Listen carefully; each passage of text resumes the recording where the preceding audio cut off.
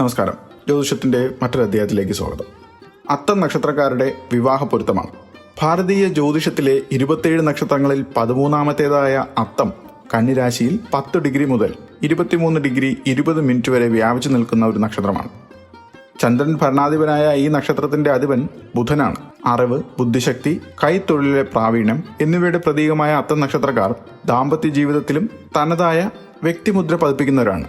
അത്തം നക്ഷത്രക്കാരുടെ വിവാഹ സംബന്ധമായ എല്ലാ വിശദാംശങ്ങളും, പൊരുത്തങ്ങൾ, പ്രായം, ദോഷപരിഹാരങ്ങൾ എന്നിവ വിശദമായി മനസ്സിലാക്കാം. അത്തം നക്ഷത്രത്തിന്റെ ചിഹ്നം കൈപ്പത്തി അല്ലെങ്കിൽ മുഷ്ടിയാണ്. ഇത് കാര്യങ്ങളെ സ്വന്തം നിയന്ത്രണത്തിലാക്കാനുള്ള കഴിവിനെയും കഠിനാധ്വാനത്തെയാണ് സൂചിപ്പിക്കുന്നത്. അത്തം നക്ഷത്രക്കാർ പൊതുവെ ശാന്ത സ്വഭാവക്കാരും അച്ചടക്കമുള്ളവരുമായിരിക്കും. ഇവർക്ക് കാര്യങ്ങൾ വിവേകത്തോടെ വിശകലനം ചെയ്യാനും പുതിയ ആശയങ്ങൾ ആവിഷ്കരിക്കാനും പ്രത്യേക കഴിവുമുണ്ട്. ദാമ്പത്യ ജീവിതത്തിൽ അത്തം നക്ഷത്രക്കാർ പങ്കാളിയോട് വളരെയധികം സ്നേഹവും കരുണയും കാണിക്കുന്നവരാണ്.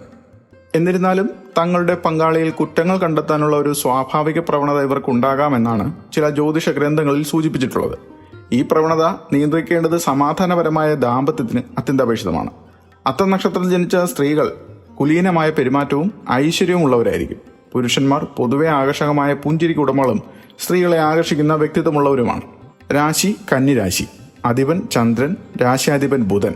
ദേവത സവിതൃ, അതായത് സൂര്യൻ. ചിഹ്നം കൈപ്പത്തി. ഗണം ദേവഗണം. യോനി മഹിഷം, പെൺപോത്ത്. പക്ഷി കാക്ക. വൃക്ഷം അമ്പഴം. ഭൂതം അഗ്നി എന്നിവ. വിവാഹപ്പൊരുത്തം നോക്കുമ്പോൾ നക്ഷത്രങ്ങൾ തമ്മിലുള്ള പൊരുത്തം പ്രധാനമാണ്. അത്തം നക്ഷത്രക്കാരായ സ്ത്രീക്ക് ഏറ്റവും അനുയോജ്യമായ പുരുഷ നക്ഷത്രങ്ങളാണ് ഉത്തമ പൊരുത്തമുള്ള നക്ഷത്രങ്ങൾ. വിവാഹത്തിന് ഏറ്റവും മികച്ചതായി കണക്കാക്കപ്പെടുന്ന നക്ഷത്രങ്ങൾ മകയിരം, പുണർദം, ചിത്തിര, വിശാഖം, തൃക്കേട്ട, പൂരാടം, അവിട്ടം എന്നിവയാണ്.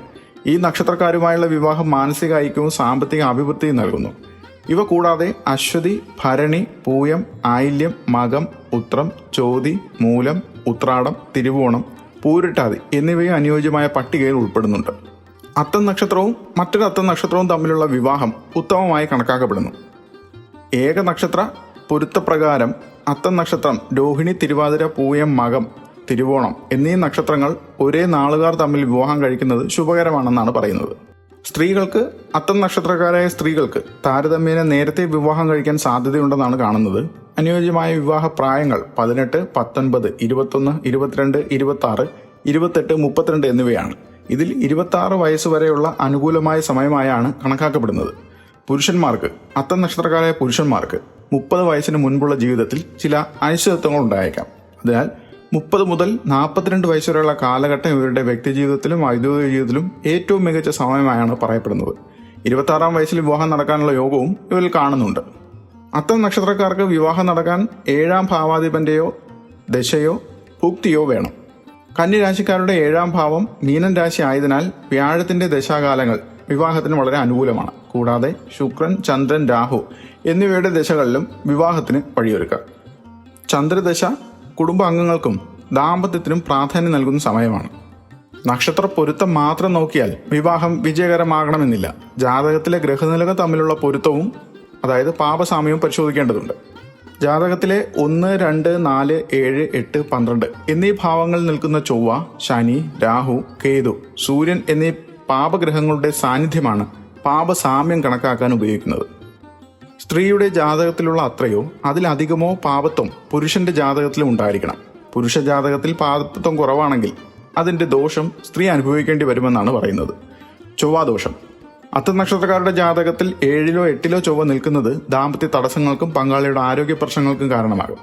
ഇതിന് സമാനമായ ചൊവ്വാദോഷമുള്ള പങ്കാളിയെ തന്നെ വിവാഹം കഴിക്കുന്നത് ദോഷഫലം കുറയ്ക്കാൻ അല്ലെങ്കിൽ ലഘൂകരിക്കാൻ സഹായിക്കും. ദശാസന്ധി. വധൂവരന്മാരുടെ ജാതകത്തിൽ ഒരേ സമയം ദശ മാറുന്നത് ശുഭകരമല്ല. പ്രധാനമായും ഒരു ദശ അവസാനിക്കുകയും മറ്റൊന്ന് തുടങ്ങുകയും ചെയ്യുന്ന 6 മാസം മുതൽ 1 വർഷം വരെയുള്ള കാലയളവിൽ വിവാഹം നടത്തുന്നത് ഒഴിവാക്കണം. കേരളീയ പാരമ്പര്യമനുസരിച്ച് വിവാഹത്തിന് ശുഭമുഹൂർത്തം തിരഞ്ഞെടുക്കുന്നതിന് ചില കർശനമായ നിയമങ്ങളുണ്ട്. ജന്മനക്ഷത്രം ഒഴിവാക്കുക. ജന്മനക്ഷത്രമായ അത്തം നാളിലും അതിന് അനുജന്മ നക്ഷത്രങ്ങളിലും തിരുവോണം, രോഹിണി എന്നിവയിലും വിവാഹം ഒഴിവാക്കുന്ന ഉത്തമമാണ്. ജന്മനക്ഷത്രത്തിൽ നിന്ന് 3, 5, 7 നക്ഷത്രങ്ങൾ വരുന്ന ദിവസങ്ങളിൽ മുഹൂർത്തം നിശ്ചയിക്കരുത്. അത്തം നക്ഷത്രക്കാർക്ക് ഇത് യഥാക്രമം ചിത്തിര, വിശാഖം, തൃക്കേട്ട എന്നിവയാണ്.